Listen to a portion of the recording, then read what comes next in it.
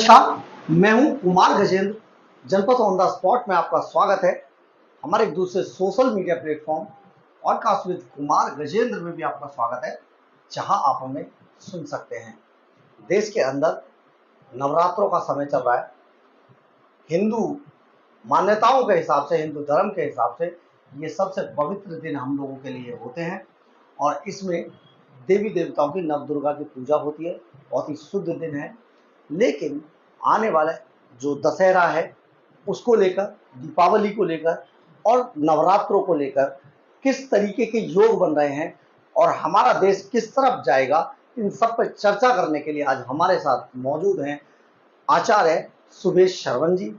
ये बताएंगे कि हम लोगों के लिए, हिंदुस्तान के लिए ये सारा माहौल, ये इस बार का दशहरा किस तरीके के खुशियां लेकर आएगा, किस तरीके की चीजें लेकर आएगा। सुभेश सर, देखिए, हमारे यहाँ शक्ति उपासना का बड़ा महत्व है और प्रत्येक हिंदू परिवार, सनातन परिवार, जो हमारे यहाँ मातृशक्ति का भी बड़ा महत्व है। हम सदा से मातृशक्ति पूजक रहे हैं। हम शक्ति उपासना में कन्या पूजन से लेकर के, और जैसे छोटी बच्चियों का हम देवी रूप में पूजन करते हैं, और अगर हम इसमें आगे बढ़ें तो जैसे हम बहू लाते घर में तो उसको भी लक्ष्मी के रूप में पूजते हैं, और माता तो माता के रूप में हम सारे संसार में और हमारे देश की सनातन संस्कृति में बहुत बड़ी मान्यताएं हैं कि हम मातृ शक्ति की पूजा करते हैं।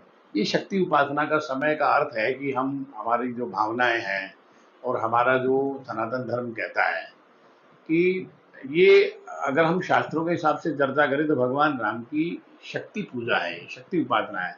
भगवान राम ने रावण पर युद्ध प्राप्त करने के लिए, आसुरी शक्तियों को परास्त करने के लिए भगवती दुर्गा की उपासना करी थी। या देवी सर्वभूतेषु शक्ति रूपेण संस्था नमस्तस्यै नमस्तस्यै नमस्तस्यै नमो नमः।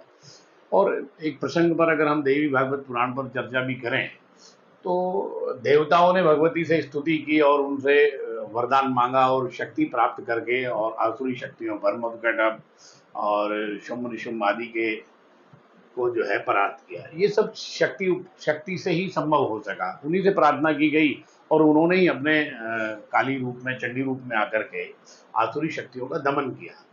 तो ये बड़ा बड़ा पुण्य काल है और बड़ा महत्वपूर्ण समय है।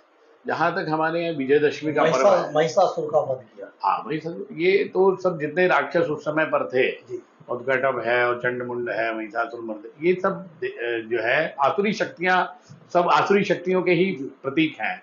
तो आसुरी शक्तियों में सबका नाम है, तो उनका वध करने का अर्थ होता है कि हम अपनी वासनाएं, हमारी जो दूषित कामनाएं हैं, उनसे हम बचें। ये भी एक सिद्धांत है। इंद्रियों को वश में रख करके, हमारे यहाँ तो जन्म से लेकर के और कन्या का पूजन होता है। तो ये ऐसा पुण्य काल है जिसमें हमें देवी पूजा के साथ साथ, और जब हम विजयदशमी की बात करते हैं तो विजयदशमी का एक भाव ये है कि उस दिन जो है विजय मुहूर्त होता है, उस संध्या काल में होता है, जिसमें रावण वध की परंपरा का हम निर्वहन करते हैं और ठीक उसी प्रकार के घटनाक्रम को देखते हैं। और विभिन्न क्षेत्रों में रामलीलाओं के माध्यम से एक रामायण एक ऐसा ग्रंथ है जिसके माध्यम से हम बहुत कुछ जान सकते हैं कि हमें कैसे जीवन जीना चाहिए।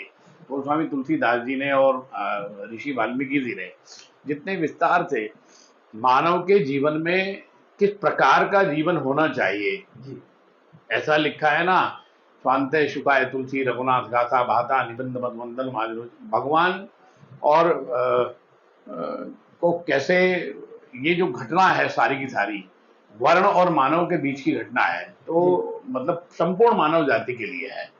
तो भगवान की उपासना साधना सदा कल्याणकारी होती है। इसमें राम रक्षा स्तोत्र आदि से लेकर के, दुर्गा सप्तशती के पाठ से लेकर के, शक्ति उपासना से लेकर के, रामायण के नवान पाठ से लेकर के अनेक प्रकार की साधनाएं इसमें हमें की जाती हैं। और साधक लोगों के साथ साथ सामान्य व्यक्ति भी सब कहीं ना कहीं उसके मन में उत्साह होता है इस समय पर कि वो भगवान का भजन कर रहे हैं। और कुछ न कुछ, अगर एक छोटा, मतलब कहीं कोई आर्थिक रूप से कमजोर भी है, वो भी अपने घर में कन्याओं का पूजन करता है। ये हमारी हिंदू मान्यताओं का महत्व है। और भारतीय संस्कृति में तो ये है कि हम सदा देवी के उपासक रहे हैं हम लोग। इस बार का दशहरा हम लोगों के लिए कैसा, भारत में किस तरीके के योग लेके आ रहा है? हमारे यहाँ ये कहा गया है कि श्राद्ध पक्ष घट जाए और नवरात्रि की वृद्धि हो जाए तो बड़ा उसको अच्छा माना गया है। जी। तो इस समय नवरात्रि वृद्धि में है, तो पुण्यकाल वृद्धि होती है तो निश्चित रूप से वो सबके लिए अच्छा होता है और ये सबके लिए अच्छा ही है। पुण्यकाल बढ़ा है, नवरात्रि की वृद्धि है, उसकी संख्या बड़ी है और पूरे हैं नवरात्रे, जैसे कहते हैं ना नवरात्रे पूरे हैं तो जी। उसका बड़ा महत्व है। तो नवरात्रे पूरे हैं और निश्चित रूप से अच्छा होता है। एक और मैं इसमें कहना चाहूँगा कि जो हमारे यहाँ एक आप शमी वृक्ष देखते हैं, जी। उसे विजय वृक्ष कहा गया है। जी। तो दशहरे में जो है, और राजस्थान की भाषा में तो खेजड़ी और अन्य अन्य भाषाओं में उसके कई जी। नाम हैं, उसकी एक विशेषता होती है कि वो वृक्ष अगर कहीं लगा रहेगा तो उसके आसपास पानी की नमी बनी रहती है। खेत में अगर खेजड़ी का वृक्ष लग जाए जी।